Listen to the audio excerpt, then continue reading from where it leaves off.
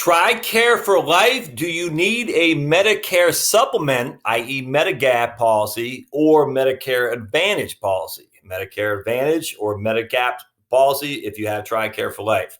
We're going to talk about that because I did a lot of research on this and I was finally able to kind of narrow it down. And so you will be interested in this for sure. So don't forget to subscribe if this is of interest to you, not just for this, but anything health insurance related, because we're learning a lot as we go forward and I'm just going to share it with you. Be advised, I'm not a health insurance expert. I'm not a broker. I have no licenses. I don't sell this stuff. I cannot stress to you enough the reason to go get a broker when it comes to health insurance, especially on Medicare, Medicare Advantage, Medigap. I mean, you think Social Security is crazy. Health insurance is mind-boggling. It's insane, which is crazy. Anyway, so seek professional guidance. All right, so I was doing some research on this because I said, if I have Tricare for Life, do I need, and I don't, but I know a lot of people do you need a supplemental policy? And it turns out the answer is probably no. You probably do not need a supplemental policy, and we're just going to go straight to the horse's mouth here at USAA. And so remember, just real quick, Medicare, it has Part A at 65 is hospitalization insurance. That's Part A, which is free. There's no premiums to pay. So there's really no reason not to have Part A when you hit 65. Now, some people say, well, my employer offers it. Make sure you talk to your employer, because a lot of employers say, look, go on a Part A because you've already paid for it. So you're getting it for free. Now, the real question is, will you need Part B if you're still on your employer's plan? And I don't know. That'd be something for you to decide. But there's absolutely no reason not to enroll in at least Part A that I can see. I'll leave that to you. But Part B does have that premium of $134 a month. And some people say, well, I don't want to pay that premium plus my employer coverage if they're just overlapping. And I get that. That'd be up to you and your HR folks and your health insurance company. But at the end of the day, a lot of employers are probably going to say, yeah, once you hit 65, you should go on Medicare A and B. And even if you have to pay the premium, again, that'll be up for you. Now, the question comes in is, that's Part A and Part B.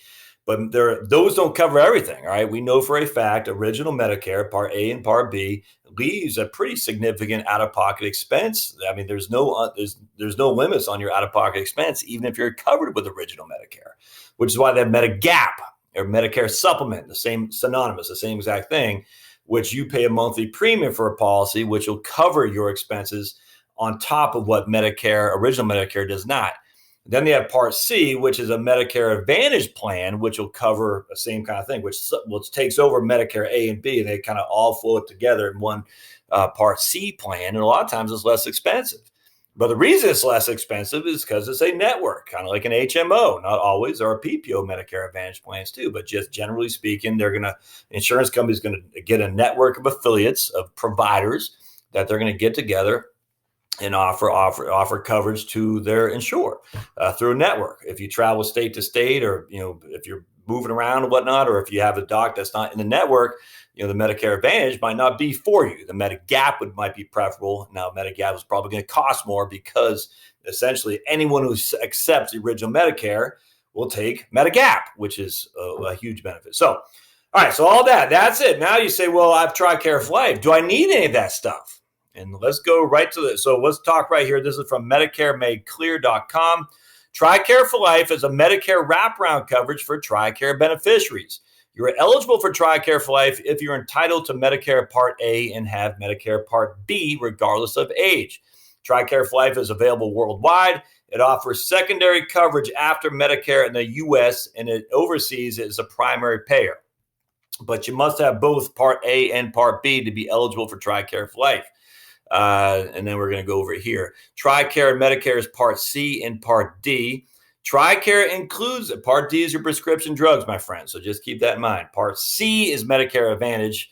Tricare for Life may work with either a Medicare Advantage plan or original Medicare. It's important to understand the coverage and cost of Medicare Advantage, is basically the network that you're in. Tricare for Life includes a prescription drug plan. So you may not need a Part D plan if you have Tricare for Life.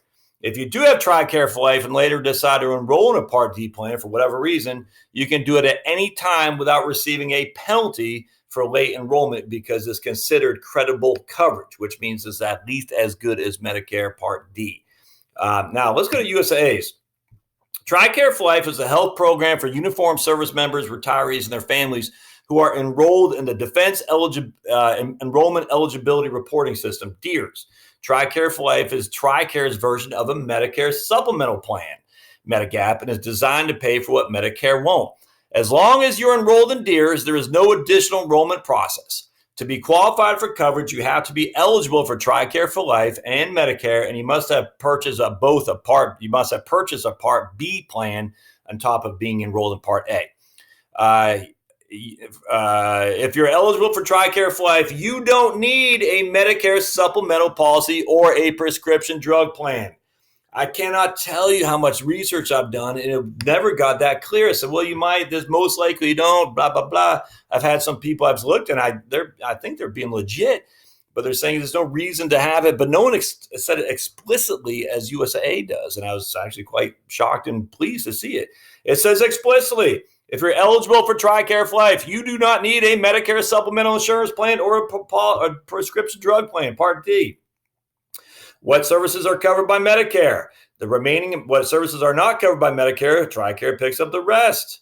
If your medical services are covered by Medicare but not Tricare, Tricare pays nothing. And then Medicare deductible and cost share what you pay.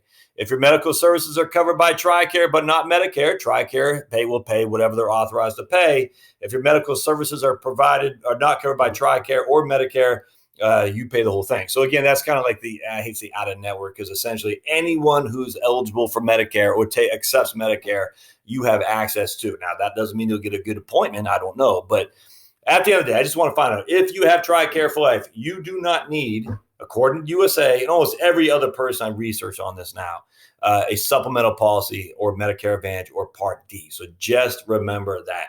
Hope this helps, my friends. As always, if you have comments, man, I tell you, I'm not an expert on this. I'd love to hear your thoughts on anything health insurance. So let me know. And we'll see you next time on the Heritage Wealth Planning YouTube channel, and subscribe. Thanks, guys.